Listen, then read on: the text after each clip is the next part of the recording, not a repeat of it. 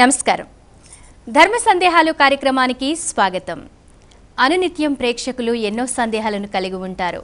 వాటన్నిటిని నివృత్తి చేసే ఏకైక కార్యక్రమమే ధర్మ సందేహాలు. మరి భక్తి టీవీ ప్రేక్షకులు వారికి కలిగిన సందేహాలను ఉత్తరాలు, ఈమెయిల్స్ ద్వారా మాకు రాసి పంపిస్తున్నారు.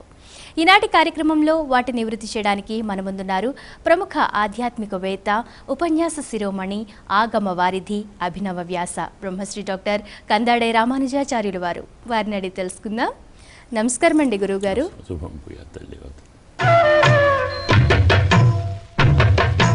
గురువుగారు, మొదటి ఉత్తరం చూద్దామండి. తాడేపల్లిగూడెం నుండి లక్ష్మీ గారు పంపించారు. తాంబూలంగా ఇచ్చిన పండ్లను దేవుడి నైవేద్యంగా పెట్టవచ్చా తెలియచేయండి అని అడుగుతున్నారు. తాంబూలంగా ఇవ్వటం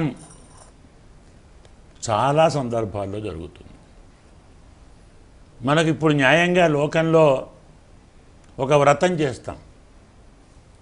ఆ వ్రతం ఆచరించిన వారు వ్రతం పూర్తయిన తర్వాత వ్రతానికి వచ్చిన వారికి దక్షిణ, తాంబూలం, లేదా ఆడవారికి అయితే వాయనం అని మరొకటని ఏవో చేసిస్తారు. వ్రతం చేసినప్పుడు అమ్మవారు, స్వామివారు ఎవరో ఆరాధిస్తాం. ఆరాధించిన స్వామికి నైవేద్యం పెట్టి వాటిని తాంబూలంగా ఇస్తాం. మళ్ళీ నైవేద్యంలో పెడతాం. తాంబూలం అంటేనే అర్థం అది. భగవంతునికి నివేదన చేసిన పండ్లనే గంధము, పసుపు, కుంకుమ, పుష్పములు, పండ్లు, తమలపాకులు పరమాత్మ ముందర పెట్టి పరమాత్మ వాడుకున్న తరువాత పరమాత్మ యొక్క శేషముగా ఉన్న వాటిని మనం ఇస్తాం తాంబూలం. కానీ మనం తెచ్చిన పండ్లు విడిగా పెట్టి అవి స్వామికి నివేదన చేయకుండా మనం ఏవో 2-3 పండ్లు నివేదన చేసి మిగతావి వారికి అంటే అది వ్రతం కాదు. వ్రతం అంటేనే పరిపూర్ణంగా భగవంతునికి సమర్పించాలి. భగవంతుని శేషాన్నే మనము తీసుకోవాలి, వచ్చిన వారికి ఇవ్వాలి. తమలపాకులు అంతే. మొత్తం తమలపాకులు స్వామి ముందర పెట్టాలి. ఒక్కలన్నీ స్వామి ముందర పెట్టాలి. పండ్లన్నీ స్వామి ముందర పెట్టాలి. స్వామికి అర్పించాలి, హారతి ఇవ్వాలి. వాటిని తీసుకొని శేషాంగ ప్రసాదంగా భక్తులకు ఇవ్వాలి. కాబట్టి తాంబూలం ఇవ్వటము అంటేనే వ్రతంలో చేసే తాంబూలం పరమాత్మకు నివేదన చేసి ఇస్తాం. కాబట్టి మళ్ళీ వాటిని ఆరగింపు చేసే ప్రశ్న లేదు.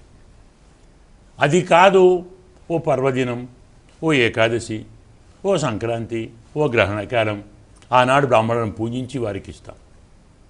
వారికి మనం దక్షిణ ఇస్తాం, తాంబూలం ఇస్తాం. ఇది నివేదితం కాదు, వారి కోసం ఇచ్చాం. దాన్ని వారు నివేదన చేయవచ్చు. బ్రాహ్మణులకు, పెద్దలకు దానముగా ఇచ్చిన వాటిని, వ్రతాంగముగా ఉపయోగించని వాటిని మనం నివేదన చేయవచ్చు. కానీ వ్రతంలో ఇచ్చిన వాటిని మళ్ళీ ఆరగింపు చేయకూడదు. ఓ ఏకాదశి ఉంది, ఓ గ్రహణం ఉంది, ఓ సంక్రాంతి ఉంది, ఒక పర్వదినం ఉంది, పవనత్వం పూజిస్తాం, వస్త్రాలు పెడతాం, వారికి తాంబూలం ఇస్తాం, దానితో పాటు దక్షిణ ఇస్తాం, పండ్లు ఇస్తాం, అలాగే సామగ్రి ఇస్తాం. ఇది బ్రాహ్మణ పూజలో భాగం. కాబట్టి అలా తీసుకున్నవారు ఆ ఫలములను, ఆ వస్తువులను తాము పరమాత్మకు అర్పించకుండా వాడుకోకూడదు. కాబట్టి దాన్ని వారు పరమాత్మకు నివేదన చేసి తాము వాడుకుంటారు. అందువల్ల తాంబూలం అనేది పలు రకములుగా ఇస్తాము. భగవన్ నివేదన చేయకుండా ఇస్తే మనం నివేదన చేయవచ్చు. చేశాము మళ్ళీ చేయడానికి వీల్లేదు. బ్రాహ్మణారాధన, దైవారాధన, వ్రతారాధన లేదా శాంతి కొన్ని చేస్తాం. అది ఏదో చూసి అందులోని చిన్న భేదాన్ని గమనించి తెలుసుకొని వ్యవహరిస్తే వీరికి వారికి. పంచప్రాణాలు అంటే ఏంటి తెలియచేయండి అని అడుగుతున్నారు.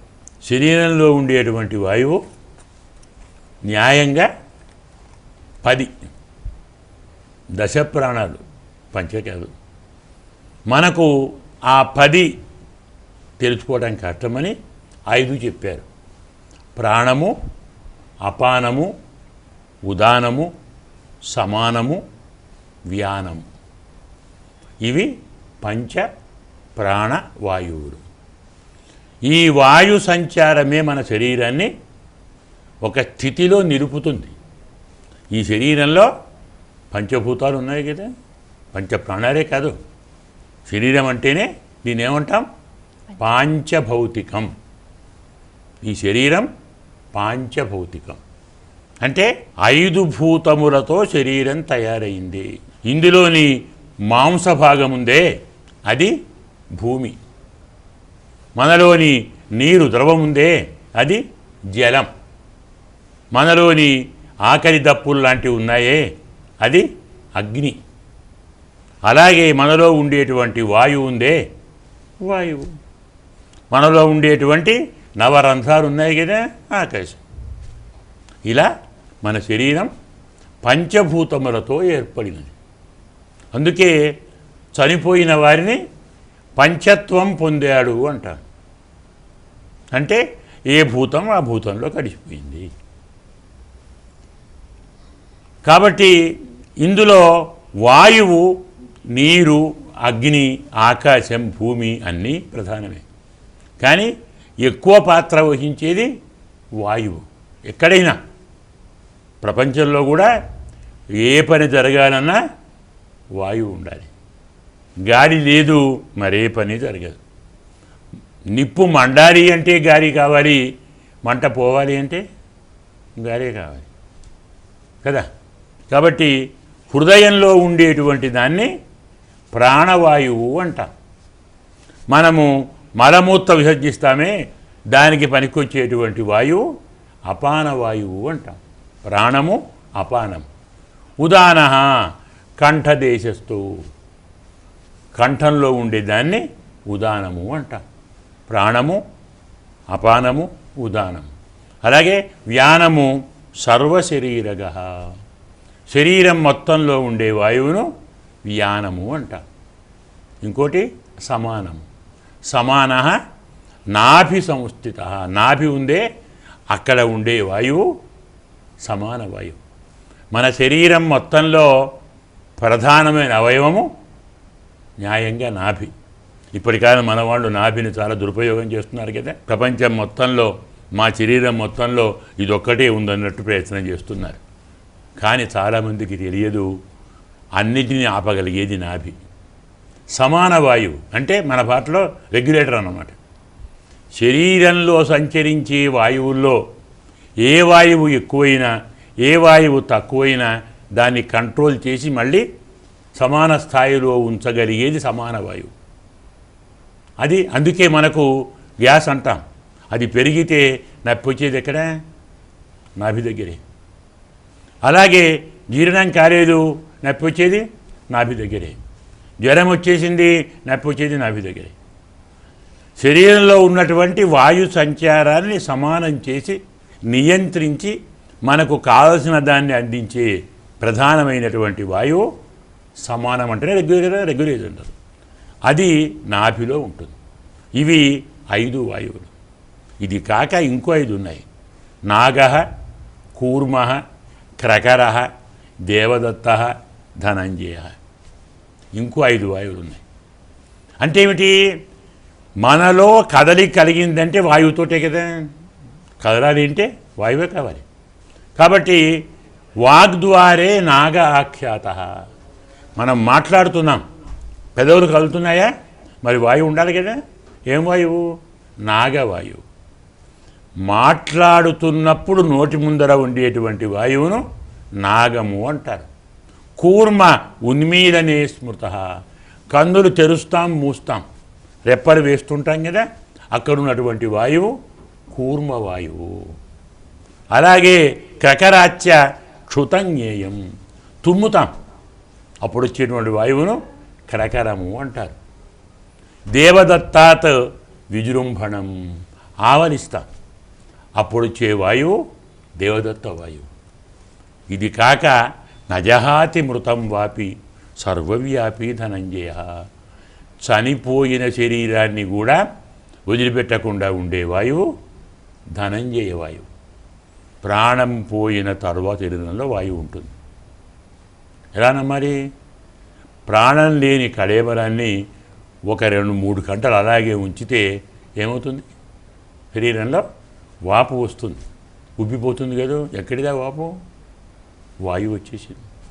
చనిపోయిన శరీరం వదలని వాయువు ధనంజయ వాయువు అంటారు.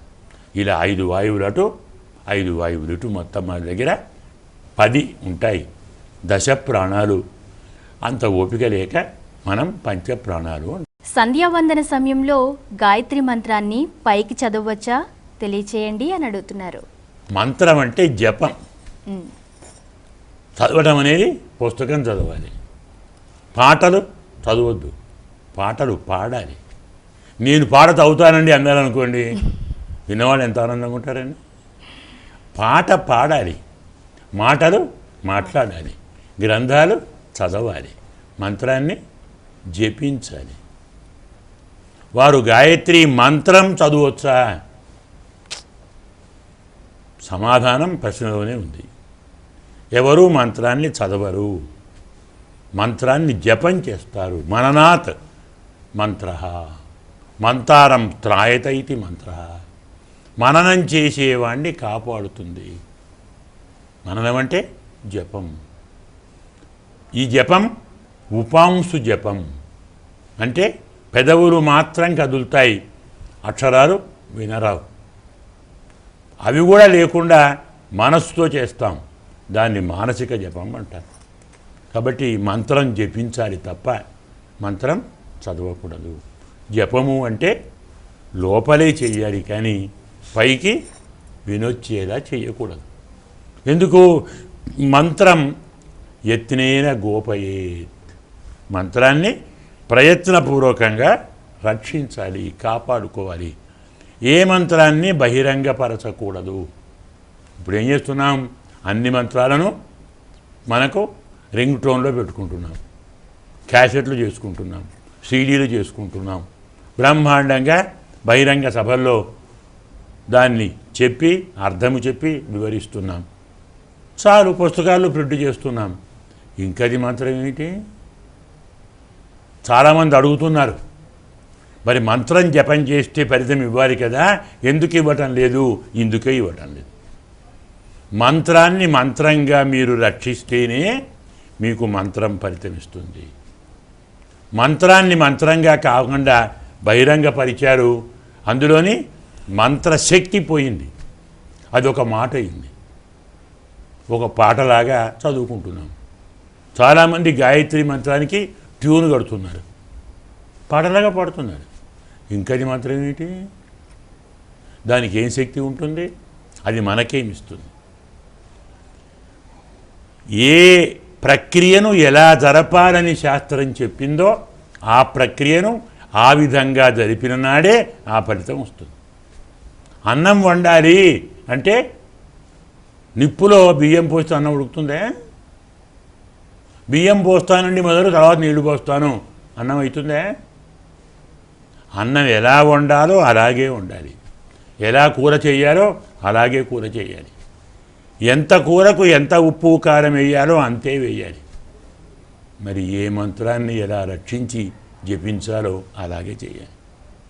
ఆ నియమాన్ని వదిలిపెట్టి అన్నీ సమానమే, అందరము సమానమే. అందరము సమానమే అయితే జపం ఎందుకు? మరి జపంతో ఏమిటి లాభం? పక్కవాడికి లేనిది నీకు కావాలనే జపం చేసేది. జపం కోరిక కోసం కదా. కోరిక అంటే ఏమర్థం? నీ దగ్గర లేనిది పక్కవాడి దగ్గర, వాడి దగ్గర లేదు. మరి వాడికి నీకు కావాలా, నీకే కావాలా?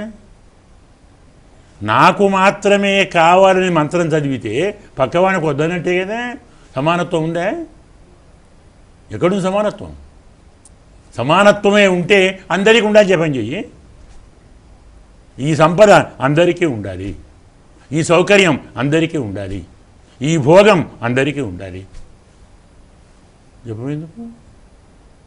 కాబట్టి మనము చేసే పనికి పరమోద్దేశ్యాన్ని గుర్తించి ఆచరిస్తే ఫలితం లభిస్తుంది. కానీ కేవలం ఏదో ఒక సామాజికమైనటువంటి సంక్షేమం అనే వంక పెట్టి వాటికున్న శక్తిని, ప్రభావాన్ని కోల్పోయేలా చేసి వాటిని మనం చదువుకుంటే కలిగేది ఫలితమా? ఏం కలుగుతుంది? కాబట్టి మంత్రాన్ని మంత్రంగా చూడండి, జపాన్ని జపంగా చూడండి, ధ్యానాన్ని ధ్యానంగా చూడండి. అప్పుడే దాని ఫలితం మహాలక్ష్మి అనుగ్రహం కోసం ఎటువంటి వ్రతాలు చేయాలి తెలియచేయండి అని అడుగుతున్నారు. ఏ వ్రతాలు చేయకుంటే అనుగ్రహం లభిస్తుంది. వ్రతం ఎప్పుడు అనుగ్రహాన్ని ఇవ్వదు. అదేమిటండి అలా అంటారు? లోకమంతా విరుద్ధంగా ఉందా? హాయిగా ఉంది, ఇబ్బంది లేదు. వ్రతం అంటే ఏమిటి? ఇంట్లో అమ్మ ఉంది, అమ్మ నాకు ఫలానా కావాలి, ఇవ్వకుంటే నేను అన్నం తినను, నిరాహార చేస్తాను. ఇది వ్రతం కదా? అమ్మ సంతోషిస్తుందా? నాకు నాన్న నాకు ఫలానా కావాలి, నీ రాత్రి నిద్రపోను ఇవ్వకుంటే. వ్రతం అంటే బెదిరించి చేయించుకోవడం. మనకు కావలసిన దాన్ని అమ్మను నిర్బంధించి నేను ఉపవాసం ఉంటాను, నేను ఆహారం తీసుకోను, నేను నిద్రపోను, నేనే వస్తువు వాడను, నా శరీరానికి సౌకర్యాన్ని కలిగించను, అన్ని తొలగిస్తాను, నిన్ను బాధ పెడతాను, నాకు నువ్వు. ఏం వ్రతం ఇది? ఇది వ్రతం? అమ్మను పూజించు. అమ్మ పూలతో పూజిస్తాను, పాలతో అభిషేకం చేస్తాను, ఇంకేదో చేస్తాను, నేను ఉపవాసం ఉంటాను, నేను నిద్రపోను. బెదిరిస్తావా? ఏ వ్రతాలకు ఏ పూజలకు ప్రధాన ఉద్దేశ్యం కోరిక తీరటం కాదు, కోరిక లేకుండా చేయమని వ్రతం చేయాలి. ఎందుకు? మనిషి కోపం, మోహం, మదం, ద్వేషం, వైరం ఇవన్నీ ఎందుకు కలుగుతాయి? ఏదుంటే కలుగుతాయి? కోరికుంటేనే కదా. నాకు ఫలానా కావాలి, నాకు కావాల్సింది మీరు తీసుకున్నారు, మీరు నాకు శత్రువులు. నేను కోరిన దాన్ని మీరు అడ్డుకున్నారు, మీరు నాకు శత్రువులు. కోరిక లేదనుకోండి, శత్రుత్వం ఎక్కడుంది? అన్నీ అందరివి అంటే మనం అందరం కబుర్లు చెప్పుకుంటాం, సర్వజన సామరస్యం అయినప్పుడు మరి ఒకడికి కోట్లు ఎందుకు, ఒకడికి రూట్లు ఎందుకు? ఎక్కడుంది సామరస్యం? మాటల్లోనే. నిజంగా సామరస్యం ఏముంటే, నిజంగా సమానత్వం ఏముంటే వ్రతాలు అవసరం లేదు, కోరికలు అవసరం లేదు.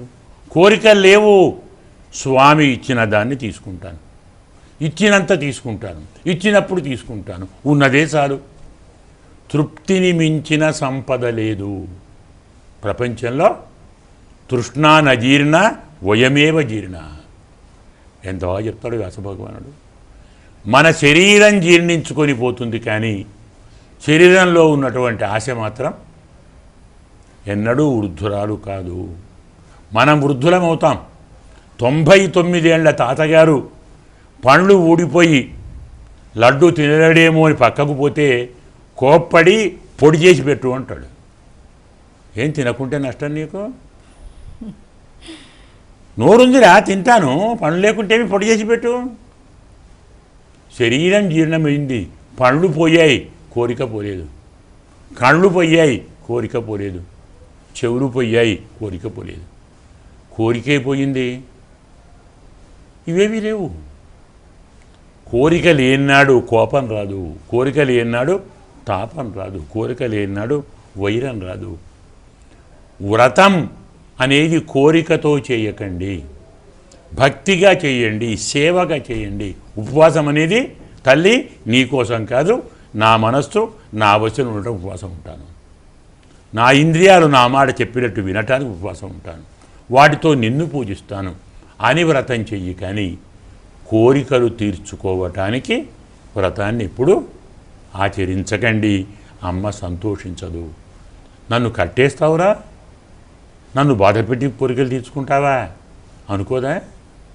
ఆ రహస్యం తెలుసుకోండి, అమ్మను ఆరాధించండి, ఆనందించండి.